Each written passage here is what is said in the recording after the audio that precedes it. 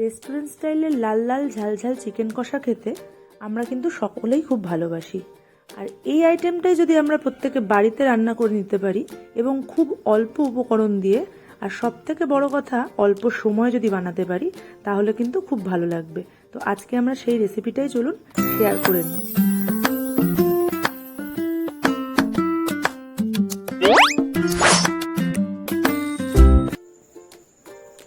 প্রথমে আমি আলুগুলোকে টুকরো টুকরো করে কেটে নেব। এখানে আমি 750 গ্রাম মতো মাংস যেহেতু নিয়েছি তাই জন্য আমি সেই অনুযায়ী আলু কাটলাম। এরপর আমি পেঁয়াজগুলোকে কুচো কুচো করে কেটে নিচ্ছি। এবার কাঁচা লঙ্কাগুলোকে কুচো কুচো করে কাটছি, তার কারণ মাংসের সঙ্গে কাঁচা লঙ্কাগুলো ভালোভাবে মিশবে। টমেটোই বা বাদ যায় কেন, এরকম একইভাবে সুন্দর টুকরো টুকরো করে টমেটোগুলোকে কেটে পাশে রেখে দেবো। এবার আমি কড়াইতে সর্ষের তেল দেব। আন্দাজ করে মোটামুটি 60 মিলিলিটার মতো সর্ষের তেল, ওই আপনি 50 থেকে 60 ml সর্ষের তেল দিলেই হবে। তেলটা একটু গরম হলে আমি তাতে আলুগুলো ছেড়ে দেব। এরপর আলুর মধ্যে একটু হলুদ আর সামান্য একটু লবণ মিশিয়ে নেব। এরপর সুন্দর করে তেলে ভালো করে আলুগুলোকে ভেজে নেব। আলুগুলো মোটামুটি একটু হালকা বাদামি ভাজা হওয়া অবধি সুন্দর করে আলুগুলোকে নাড়তে হবে।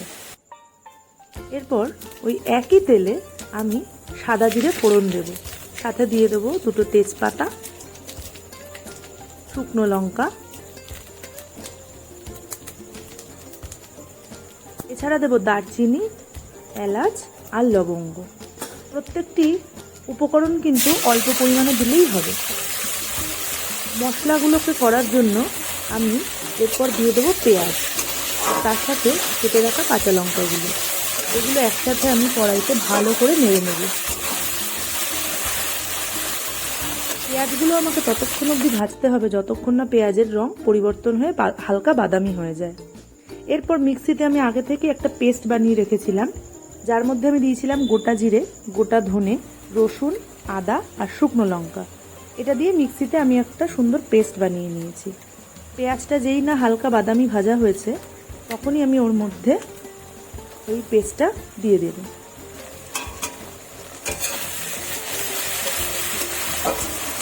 হালকা নাড়াচাড়া করে আমি এবার এর সাথে কিছু জিনিস যোগ করব।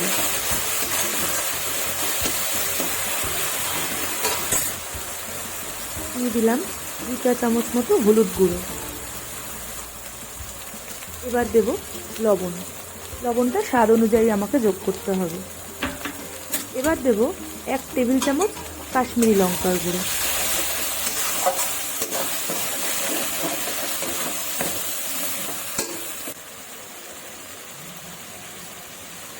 আর সাথে দিয়ে দেব 1/2 চা চামচ লঙ্কার গুঁড়ো।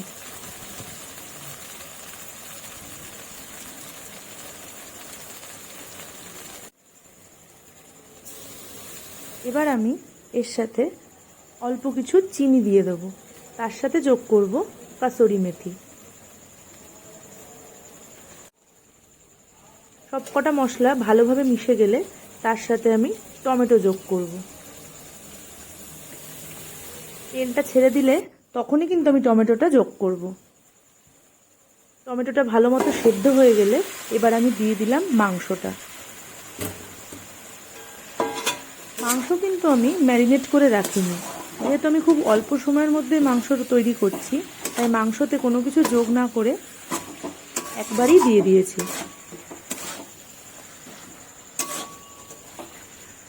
ভালো করে মশলার সাথে মাংসগুলোকে কষাতে থাকবো।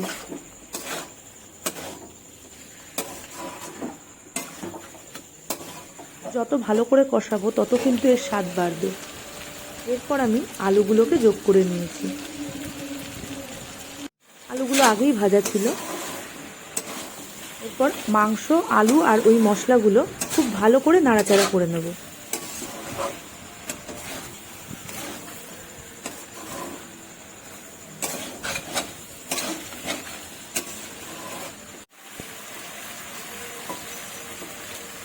যতক্ষণ না তেল ছাড়বে আমি কিন্তু মাংসটা ভালো করে কষাতে থাকবো।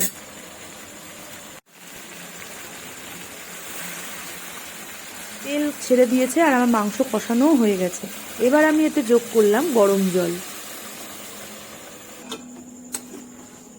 যেহেতু আমি কষা মাংস তৈরি করছি, আমি কিন্তু খুব বেশি জল দেব না। মাংস সিদ্ধ হতে যতটুকু জল লাগবে সেই মতো আমি মাংসে জল যোগ করব। মাংস আমার সেদ্ধ হয়ে গেছে। এবার এর মধ্যে আমি একটু গরম মশলা দিয়ে মিশিয়ে নিয়ে নাড়াচাড়া করে নামিয়ে নেব। তো দেখুন, খুব অল্প সময়ের মধ্যে রেস্টুরেন্ট স্টাইলের ঝালঝাল চিকেন কষা তৈরি হয়ে গেল, যার কালারটা কিন্তু খুব সুন্দর এসেছে। এই রেসিপিটা কিন্তু আপনি ভাত, লুচি, পরোটা, রুটি যে কোনো কিছুর সাথেই খেতে পারবেন। তো কেমন লাগলো ভিডিওটা অবশ্যই কিন্তু জানাবেন। আর এরকমই আরও সুন্দর সুন্দর রেসিপি দেখার জন্য এই চ্যানেলটাকে সাবস্ক্রাইব করে পাশে থাকবেন।